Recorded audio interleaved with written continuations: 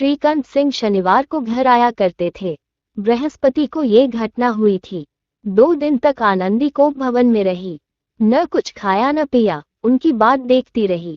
अंत में शनिवार को वो नियमानुकूल संध्या समय घर आए और आकर बैठकर कुछ इधर उधर की बातें, कुछ देश काल संबंधी समाचार तथा कुछ नए मुकदमों आदि की चर्चा करने लगे।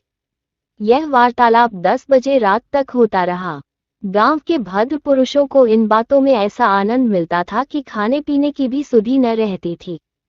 श्रीकांत को पिंड छुड़ाना मुश्किल हो जाता था। ये 2-3 घंटे आनंदी ने बड़े कष्ट से काटे।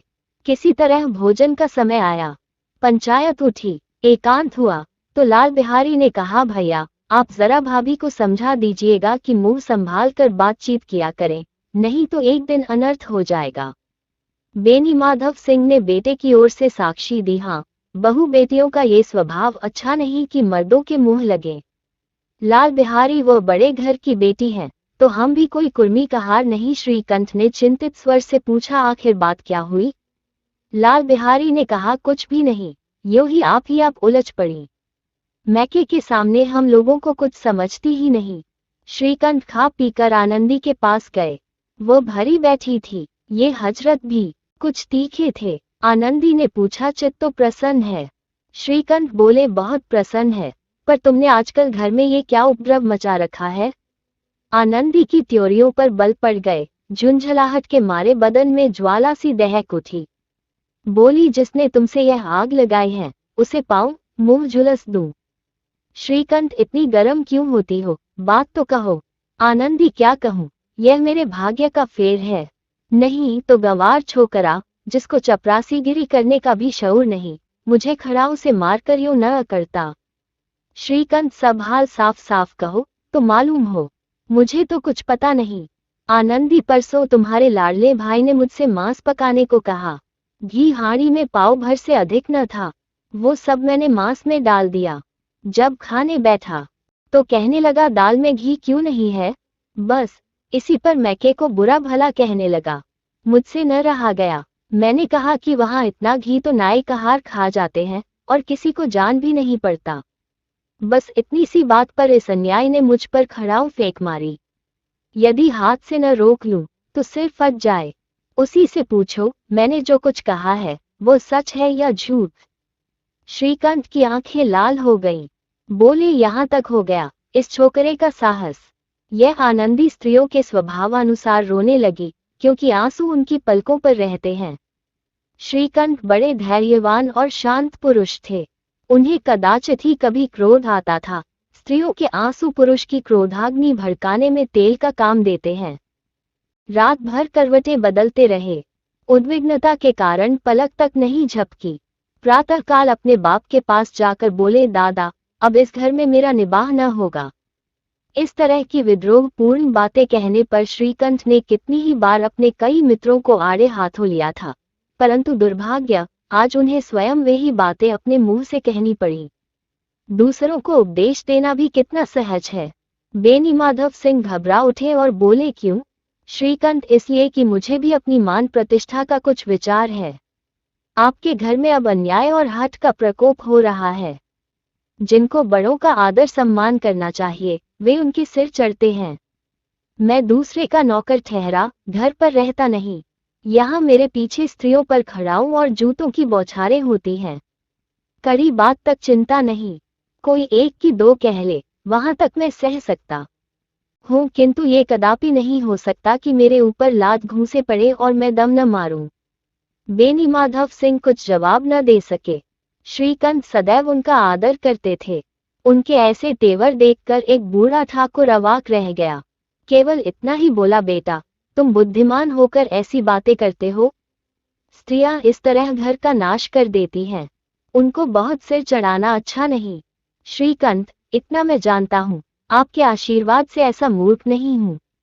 आप स्वयं जानते हैं कि मेरे ही समझाने बुझाने से इसी गांव में कई घर संभल गए।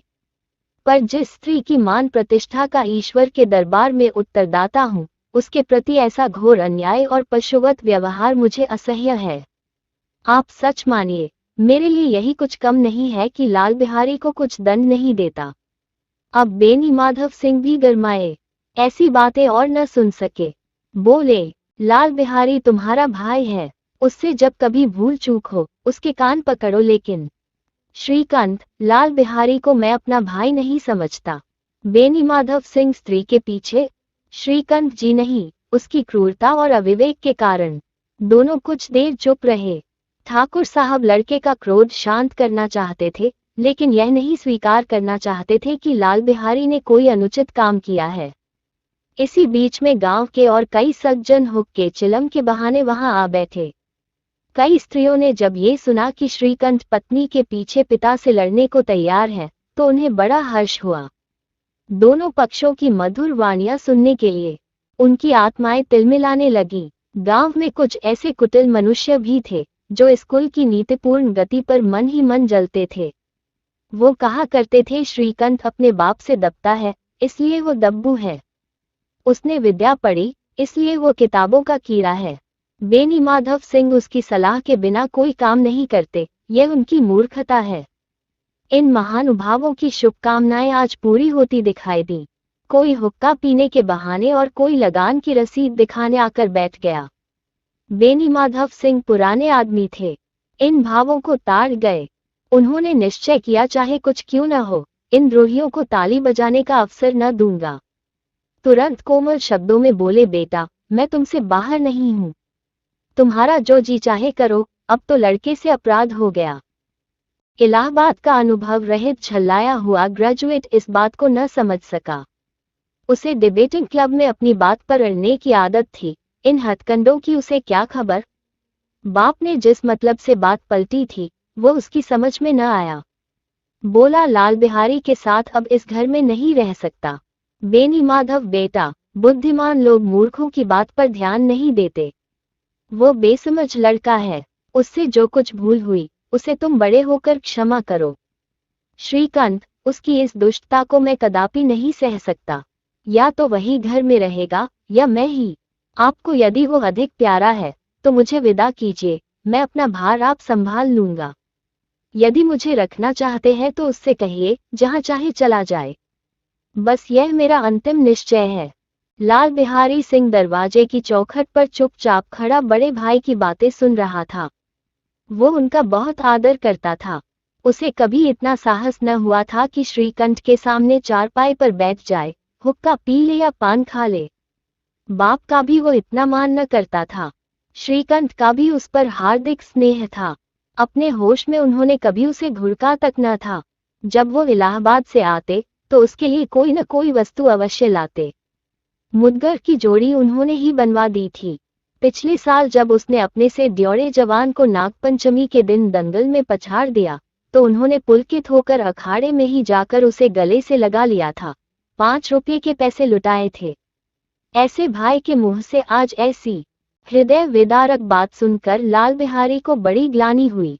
वो फूट फूट कर रोने लगा। इसमें संदेह नहीं कि अपने किए पर पछता रहा था। भाई के आने से एक दिन पहले से उसकी छाती धड़कती थी कि देखूं भैया क्या कहते हैं। मैं उनके सम्मुख कैसे जाऊंगा, उनसे कैसे बोलूंगा, मेरी आंखें उनके सामने कैसे उठेगी। उसने समझा था कि भैया मुझे बुलाकर समझा देंगे। कहानी सुनने के लिए बहुत बहुत धन्यवाद। बाकी की कहानी अगले भाग में। अगर कहानी अच्छी लगी हो तो वीडियो को लाइक, शेयर और सब्सक्राइब जरूर करें।